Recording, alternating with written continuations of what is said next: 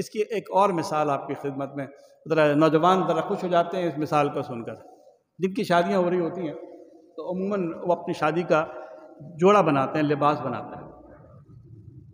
کوئی شیروانی پورا سوٹ بناتا ہے کہ جی بارات کے لیے تھوڑا سا ہم لگے، ہم مشرقی ہیں تو وہ شیروانی ہوگی، کلا بنے گا اور خصہ بنے گا اور پورا ساری چیزیں بنتی ہیں۔ کچھ لوگ کہتے ہیں جی بارات میں یہ کر لو اور ولیمے کے اندر جی ہم تو کوٹ پینٹ ٹائی پہنیں گے، وہ کوٹ پینٹ ٹائی بنواتے ہیں۔ جو بھی بنوا رہے ہیں، اب اس کا دو طریقہ ہے۔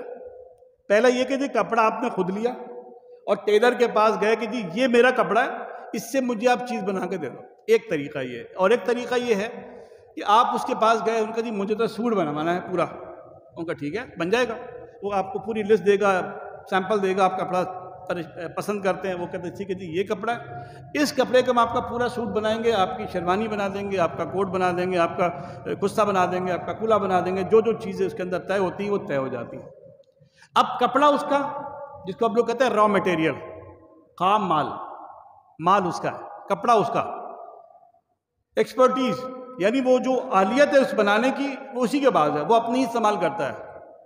بڑے بڑے جو برانڈز ہیں، بڑے بڑے نام ہیں، یہ جو بنانے والے ہیں، وہ اپنے کپڑے کے علاوہ دوسرے کپڑے کا بناتے بھی نہیں، وہ کہتے نہیں جی ہمارا سٹینڈرڈ خراب ہو جائے گا، تو وہ اپنی ایکسپرٹیز بھی لگا رہا ہوتا ہے، اپنے برانڈ کو بھی استعمال کر رہا ہوتا ہے۔ اب وہ کتنا اچھا کتنا خراب وہ میرا موضوع نہیں ہے، میں جسٹ سمجھا رہا ہوں۔ تیسری چیز یہ کہ لیبر بھی اس کی اپنی ہوتی ہے، یعنی وہ خود ہی کام بھی خود ہی کرتا ہے یا کرواتا ہے، اس کی جو لیبر ہو وہ استعمال کرتا ہے۔ تینوں چیزیں شامل ہو گئی۔ اب جب وہ سوٹ بنا کے دے رہا ہے، یہ بھی استثناء ہے، آرڈر ٹو مینوفیکچرر یا بیع الاستثناء۔ یہ آپ کو چیز بنا کے دے دی تو آپ کی تمام چیزیں جو شرائط ہیں وہ پوری کی جائیں گی۔ اگر فرض کیجئے ٹائم پہ نہیں دیا اس نے، اب کی بچے کی شادی ہے، وہ ہے 10 فروری کو، تو اس نے شادی والے دن پہننا ہے، اب اگر اس نے 10 کو نہیں دیا تو کس کام کا؟ ہوتا ہے اکثر گڑبڑ ہو گئی۔ اور خاص طور پہ جب لاسٹ کرونا والا چکر ہوا تو لوگوں کے تو سوٹ ہی رہ گئے، پروگرام ہی نہیں ہو سکا۔ ابھی کیا کریں گے جناب، وہ تو کہہ رہا سب بند ہے، ہم کچھ نہیں کر سکتے۔ چلے یہ تو ایک ہنگامی صورتحال ہے، لیکن عمومی طور پر اگر وہ ڈیلے کرتا ہے تو اب آپ کے پاس دو آپشن ہوتے ہیں۔ پہلا تو یہ ہوتا ہے کہ بھائی اب مجھے چیز ہی نہیں چاہیے، میرے پیسے واپس کر دو،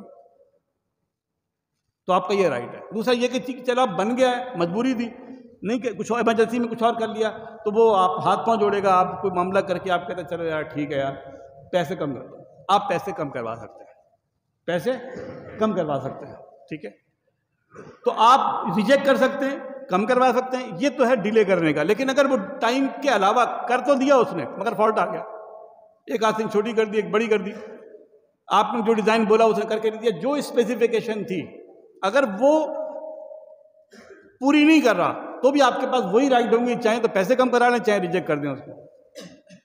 جیسے اکثر گاڑیوں میں ہوتا ہے، اب آپ گاڑی آپ کو تھی، آپ نے بولا ہوتا کہ لال کلر کی گاڑی چاہیے، جب لے کر آیا کریں جی جلدی ہے تو آپ یہ لے لیں، میرے پاس تو یہ والی ہے سفید والی، تو آپ کی مرضی ہوگی کہ آپ انہی پیسوں میں وہ بھی لے لیں یا پیسے کم۔ استثناء کانٹریکٹ میں جو ہمارا مینوفیکچرر ہے اکثر وہ بدماشی کرتا ہے۔ جب کوئی آپ دھوکہ دہی کے مرتکب ہوتے ہیں، آپ نے ٹھیکہ تو لے لیا کہ گھر بنا کے دیں گے فروری میں، مارچ اپریل مئی جون 6 مہینے گزر گئے، گاڑی کا آپ نے لے لیا کہ گاڑی کی ڈیلیوری 90 دن کے اندر ہم آپ کو کر دیں گے، 90 کی جگہ 180 دن ہو جاتے ہیں، نہیں کرتا، تو یہ تو دھوکہ دہی ہے۔ اب جب اس طرح کے کاروبار میں دھوکہ دہی کریں گے، اور اکثر یہ زیادہ خطرناک بات ہے کہ ہمارے یہاں جو 2 نمبر کے انویسٹرز گھس جاتے ہیں، وہ کیا کرتے ہیں، گاڑی کا آرڈر دینے کے لیے آرڈر آپ نے دیا، گاڑی آ گئی، میرا کوئی پیچھے سے انفلوئنس آیا اور میں نے وہ گاڑی اس کو دے دی، دوسرے کو دے دی، یا آج کل ایک اللہ معاف کرے اون رکھ کر بیچنے کا رواج ہے، گاڑی آئی میری، کوئی اور پہنچ گیا جو زیادہ بااثر تھا یا زیادہ پیسے دے رہا تھا، اس نے میری چیز اٹھا کے اس کو دے دی اور کہنے لگا ہمیں کیا پتا گاڑی آئی تھی نہیں آئی تھی، ہمیں تو نہیں معلوم ہوتا، اس نے کسی اور کو بیچ دیا۔ تو یہ سب دھوکہ دہی ہے۔ یاد رکھیں کہ کاروبار کرتے ہوئے، تجارت کرتے ہوئے صرف منافع کا تعین نہیں ہوتا، بلکہ دیگر تمام شرائط کو ملوز خاطر رکھنا بھی ضروری ہے۔ ان میں سب سے اہم ترین چیز ہے وعدے کی پاسداری۔ قرآن فرماتا ہے اوفو بالعقود، کہ تم اپنے وعدوں کو، اپنے عقد کو، کانٹریکٹ کو پورا کرو۔ کیوں؟ کہ تمہارے وعدوں کے بارے میں، تمہارے عقود کے بارے میں، تمہارے جو تم نے پیک کیا ہے اس کے بارے میں تمہاری پوچھ گچھ کی جائے گی۔ تو آپ کی ذمہ داری ہے کہ اپنے وعدوں کو پورا کریں۔ یہ صرف تاجروں کے لیے نہیں ہے، سیاستدانوں کے لیے بھی ہے۔ جو کہتے ہیں یہ قرآن حدیث تھوڑی ہے، قرآن حدیث کا حکم تو ہے۔ دوسری بات ہے سچ نہیں بولتے۔ مبارک حدیث شریف میں بیان کیا گیا کہ جو سچ بولنے والا تاجر ہے وہ اس کا حشر صدیقین اور انبیاء کے ساتھ ہوگا، تو جھوٹوں کا کس کے ساتھ ہوگا آپ سوچ سکتے ہیں؟ تو سچ نہ بولنے والا تجارت میں اس کے اوپر کتنی وعید ہے۔ حضور اقدس صلی اللہ تعالیٰ علیہ وآلہ وسلم نے فرمایا تھا الکذب ام الخبائث، جھوٹ سب برائیوں کی جڑ ہے۔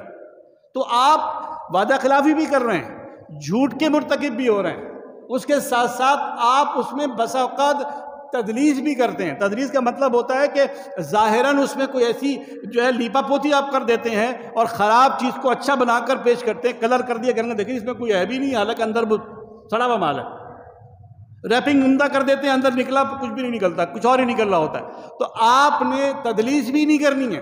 اس طریقے سے دھوکہ دہی کو سرکار نے فرمایا او کما قال علیہ السلام من غشنا فلیس منا، ہم میں جس نے دھوکہ دیا وہ ہم میں سے نہیں ہے۔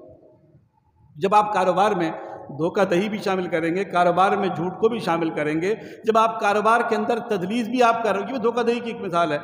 کاروبار کے اندر آپ وعدہ خلافی کر رہے ہوں گے، بولیں گے کچھ، دیں گے کچھ، کم ناپ میں جو ہے ناپ تول میں کمی بیشی کریں گے۔ مثال کے طور پر یہ بھی ہوتا ہے کہ ایک گاڑی کی اسپیسیفکیشن ہے، یا ایک کوٹ کی ہے، ایک شیروانی کی ہے، ایک کپڑے کی ہے، بتایا آپ نے کہ جی یہ تو لارنس پور کا کپڑا ہے، جب لے کر آئے تو پتہ لگا یہ تو لارنس پور کا تو چھوڑے ہیں، تو کسی پور کا کپڑا ہی نہیں ہے، پتہ نہیں کیا لے کر آ گیا، سارا بوری نکل آتا ہے اس کے اندر۔